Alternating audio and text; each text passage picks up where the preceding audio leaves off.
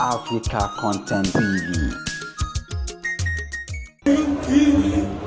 Aṣíwájú àkọ́bí olódòlẹ̀ àtúkú oríire Grand Commander ọ̀rọ̀ ọ̀nà ìjìnlẹ̀ GCON oyè kádùpẹ́ olórí oyè kádùpẹ́ rasọ abẹ́kùnfẹ́ ojútùú igi ká kòmẹ́wà lọ.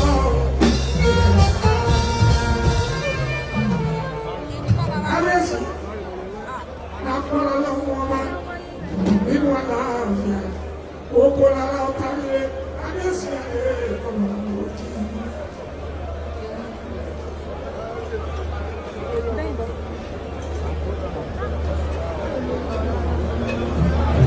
Alẹ́nuà kì í ṣe mímọ́ ṣe ògbógbò lọ́wọ́ orí ni onímọ̀bí ìṣògbógbò ọ̀gbà bá lè kàn lọ́wọ́ ọmọlọ́gbọ̀n ságìrìkìrì kìrìkìrì lájà àìdẹ̀dẹ̀ bọ́ ọlọ́gbọ̀ ọlọ́run ìyá nígbà gbogbo tó ṣe wọ́n tẹ́ kúrú àjẹ́ kábíyèsí àwọn ìjà lẹ́nu ọgbọ́ àkọ́ ẹ̀ka mi kábíyèsí ọmọ ẹ̀ẹ́dẹ̀ wọlé kábíyèsí ó bá tilẹ̀ jẹun gbogbo ni wọ́n bọ̀ kí àgbàláyé gbogbo ayé ló bá yíyọ kábíyèsí ọmọ ẹ̀ẹ́dẹ̀ wọlé ayọ̀dẹ̀.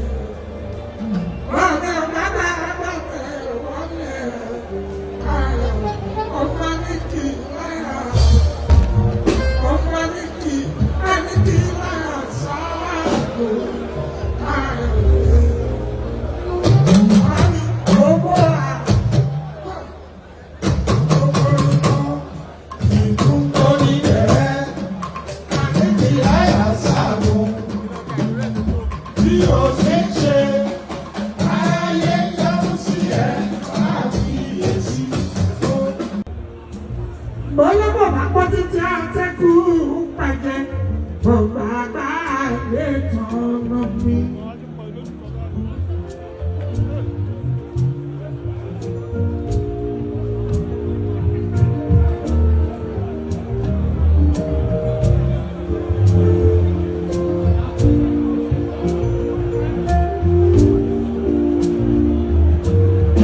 Òyìnbó lórí ìṣàwọ̀ àkọ́lé òkè. Ìgbóná níṣẹ́ àníkìlẹ́yà ọmọ ní ọjọ́ ìbò nínú ilé owó àkọ́ ẹ̀bà mi.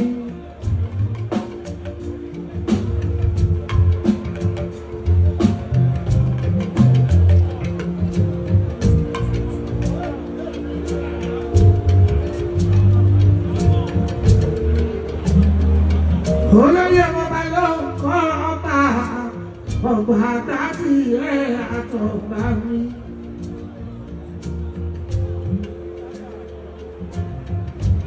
Kábíyèsí alábàákẹ́lẹ́ bá bá ọ àwùjáre láti ilẹ̀ Ìjẹ̀bú.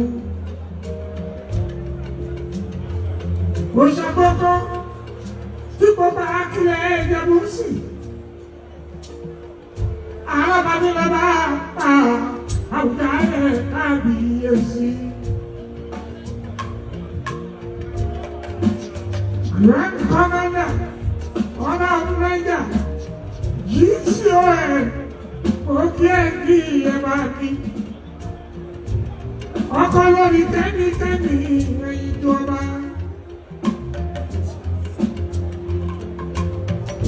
Adé pẹ́ lórí ẹ̀ ọ̀gbàgbà àwùjá lẹ́wọ̀.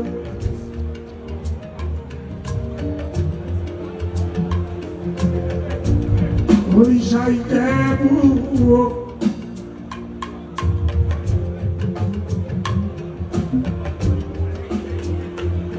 ọba adébọ̀nù òrìṣà Ìjẹ̀bú o.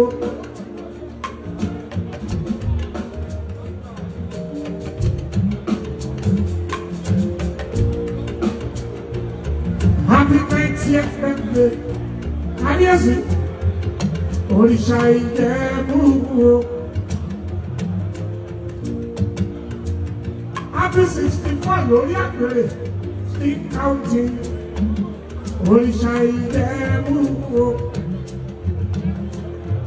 Ọmọ kì í má gbélé bàbá ẹ̀ kó ṣaṣọ mú